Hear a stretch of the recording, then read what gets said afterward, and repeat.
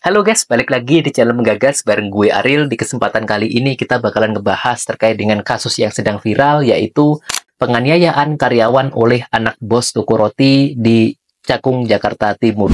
Simak penjelasannya sampai tuntas agar tidak salah dalam mengambil kesimpulan. Kasus penganiayaan yang diduga melibatkan seorang pria berinisial GSH, anak pemilik toko roti di Cakung, Jakarta Timur, tengah menjadi sorotan publik. GSH diduga menyerang salah satu pegawai toko roti tersebut yang berinisial DAD dalam sebuah insiden yang terekam kamera dan viral di media sosial baru-baru ini. Dalam video yang beredar, terlihat GSH melemparkan sebuah kursi ke arah DAD. Serangan itu mengakibatkan luka di kepala korban yang tampak berdarah. Kasih Humas Polres Metro Jakarta Timur, yaitu AKP Lina Yuliana, menjelaskan bahwa penganiayaan bermula dari permintaan GSH kepada DAD untuk mengantarkan makanan ke kamar pribadinya.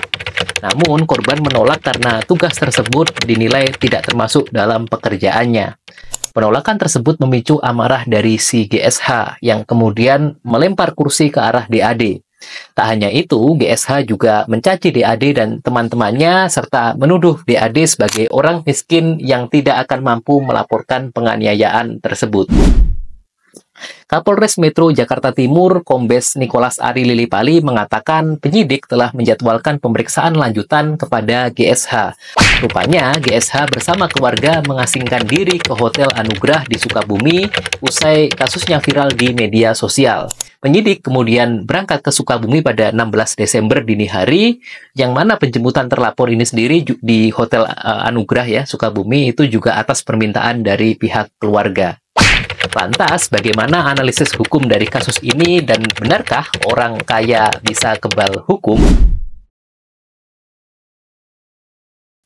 Dalam pasal 351 Kitab Undang-Undang Hukum Pidana atau KUHP diatur bahwa penganiayaan diancam dengan pidana penjara paling lama 2 tahun 8 bulan atau pidana denda paling banyak Rp4.500 atau sekarang 4,5 juta rupiah.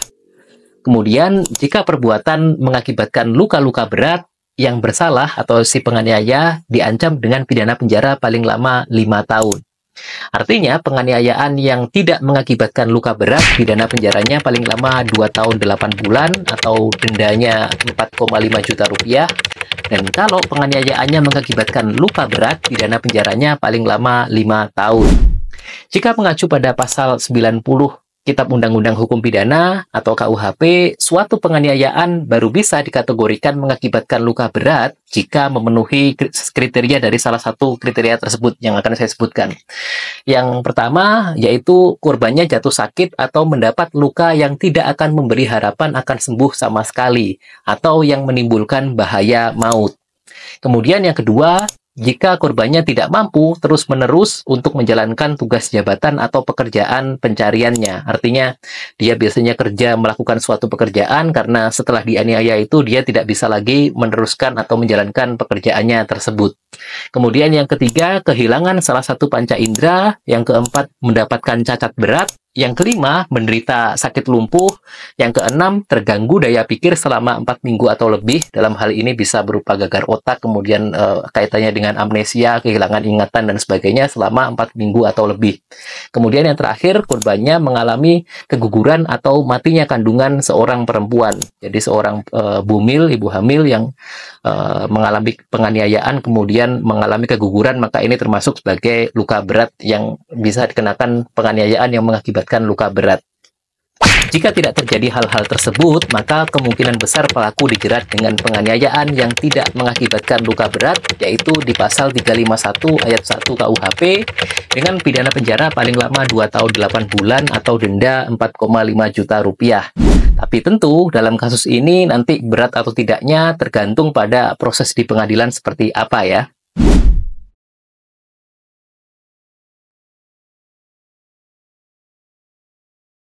Nah, salah satu hal yang menjadi sorotan dalam kasus ini adalah GSH itu juga mencaci DAD dan teman-temannya.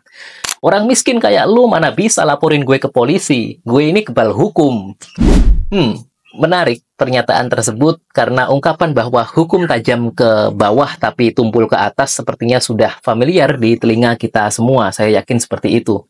Pernyataan tersebut tentu tidak terlepas dari pengalaman yang dirasakan oleh masyarakat tentang bagaimana diskriminasi orang miskin dan ketimpangan sosial ekonomi sering menjadi permasalahan dalam penegakan keadilan. Kita tentu masih ingat kasus nenek Minah di tahun 2010 yang mana seorang nenek tua di Banyumas dihukum karena mencuri 3 buah kakao atau coklat di perkebunan untuk makan. Kemudian juga ada kasusnya Nenek Asyani di tahun 2015 yang mana seorang nenek ini dituduh mencuri kayu jati dari perhutani kemudian dihukum. Dan meskipun tidak ada bukti yang cukup jelas bahwa kayu itu hasil dari mencuri, artinya masih debatable ya. Dari dua contoh kasus tersebut kita bisa paham bagaimana hukum bisa sedemikian tajamnya ketika berhadapan dengan rakyat dari kalangan yang miskin dan rentan. Lantas, sebenarnya apa saja sih faktor-faktor yang menyebabkan adanya masalah tersebut gitu? Faktornya ada beberapa. Yang pertama adalah sistem hukum yang tidak independen.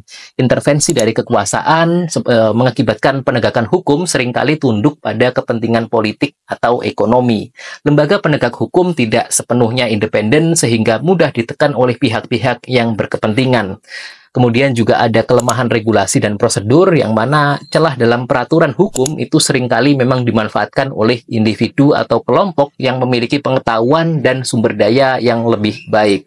Nah, kemudian faktor yang kedua adalah korupsi di semua level penegakan hukum, yang mana aparat penegak hukum seperti polisi, jaksa, hingga hakim yang seharusnya menjadi garda terdepan dalam penegakan hukum terkadang bisa disuap atau diintimidasi.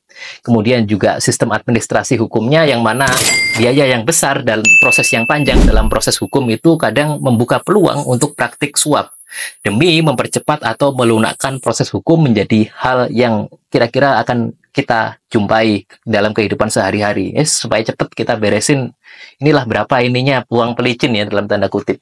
Nah, kemudian yang ketiga adalah kurangnya transparansi dalam penegakan hukum.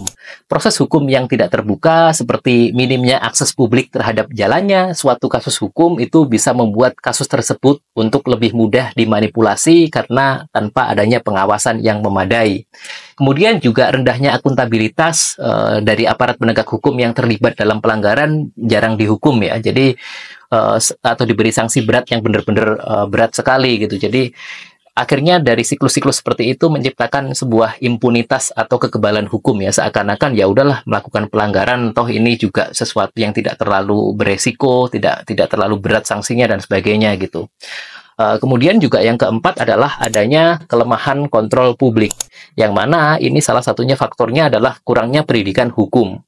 Kurangnya pendidikan hukum mengakibatkan masyarakat yang tidak paham hukum cenderung pasrah dan tidak kritis terhadap ketimpangan yang ada. Nah, yang selanjutnya adalah adanya upaya pengalihan isu, yang mana memecah fokus masyarakat dengan memunculkan isu-isu sensasional yang sengaja diangkat dan diviralkan oleh para buzzer untuk menutupi isu yang sebenarnya lebih krusial. Kemudian yang kelima adalah adanya ketidakseimbangan akses hukum, yang mana biaya yang tinggi seperti proses hukum yang mahal itu membuat masyarakat kelas bawah tidak memiliki peluang yang sama untuk membela diri seperti yang dimiliki oleh orang kaya. Ketimpangan akses pengetahuan mengakibatkan orang kaya memiliki akses ke konsultan hukum, pakar, dan pengacara berpengalaman yang memahami detail hukum. Sedangkan masyarakat biasa dan kalangan menengah ke bawah hanya bergantung pada bantuan hukum yang terbatas. Lalu, kira-kira apa solusi dari permasalahan tersebut? Ada beberapa alternatif solusi, tentunya ini harus dipikirkan dengan lebih bijak, tetapi gambaran dasarnya adalah yang pertama adalah memperkuat independensi lembaga hukum dengan melindungi aparat hukum dari intervensi politik dan ekonomi. Kemudian yang kedua adalah dengan memberantas korupsi secara sistemik mulai dari pendidikan hingga penindakan secara tegas terhadap para pelaku. Kemudian yang ketiga bisa dengan cara meningkatkan transparansi dalam setiap proses hukum dan memberikan ruang bagi pengawasan publik. Kemudian yang keempat berupa peningkatan literasi hukum agar masyarakat mampu untuk mengenal dan memahami aturan hukum yang berlaku, termasuk hak dan kewajiban sebagai warga negara. Kemudian bisa juga masyarakat bisa menerapkan pengetahuan hukum tersebut dalam kehidupan sehari-hari, baik untuk melindungi diri sendiri maupun untuk berkontribusi pada keadilan sosial. Kemudian yang terakhir, masyarakat juga bisa mempertanyakan dan mengevaluasi hukum yang ada, termasuk kebijakan yang tidak adil atau pelanggaran hukum. Well, gimana menurut kalian? Tulis pendapat kalian di kolom komentar. Jangan lupa like, comment, and subscribe dengan menggagas kita semakin cerdas. See you!